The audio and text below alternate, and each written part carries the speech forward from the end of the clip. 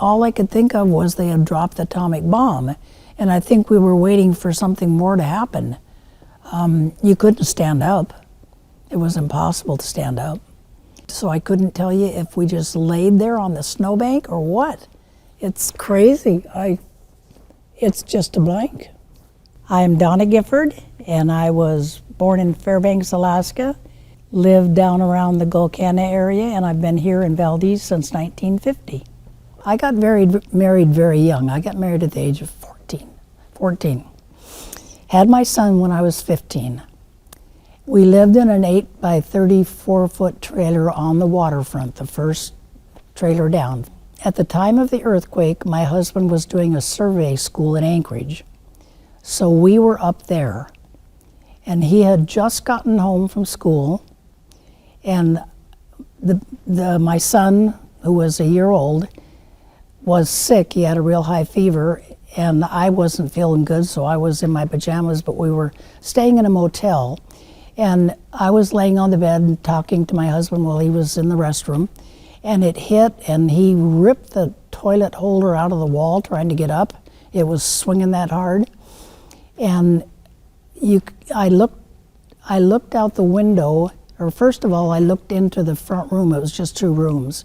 And all the kitchen stuff in the cabinets was flying across and hitting the wall. And I could not stand up. You know, it's kind of like you practice. Back then we practiced for the war. If they drop the bomb, get under a table, you know, like that's gonna really help. But that's what we thought happened for probably an hour. We thought they had dropped the bomb.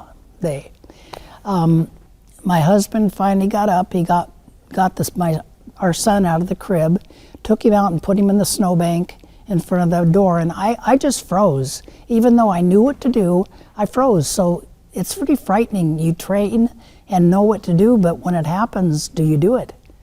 He finally came back. He made it back in and got me and took me out.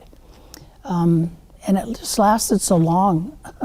The trees behind us, the tips were hitting one side and then hitting the other side.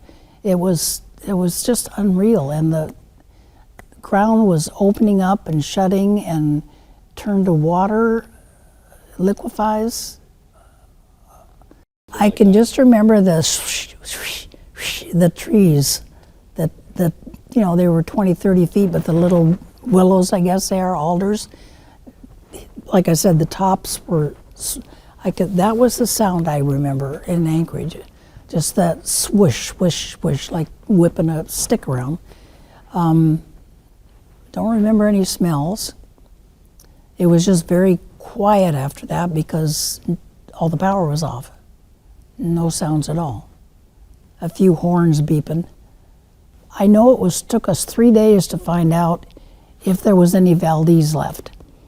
And that was the scariest part because the entire town was where our families were. We did lose some relatives. I didn't lose any blood relatives personally, but my kids lost aunts and uncles. And I knew, you know, we all knew that the people personally, and they were the people that, like I said, go down to meet the boat. When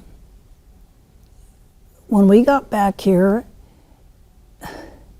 I want to say, with the exception of the waterfront being gone and the tanks said burnt, it didn't seem any different. We lived there for years.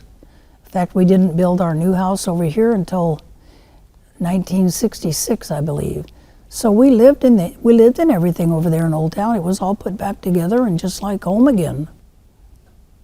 Until my hearing started going, which was probably 10 years ago, I could hear every single earthquake before it hit anywhere.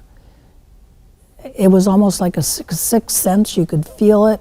I'd say, "Oh my God!" and then it would happen. Even, you know, if they were like fives or over, anything lower, you couldn't hear them. We have them every day around here. I mean, you know that, but it was a feeling. And the month of March to me is frightening. I don't like the month of March.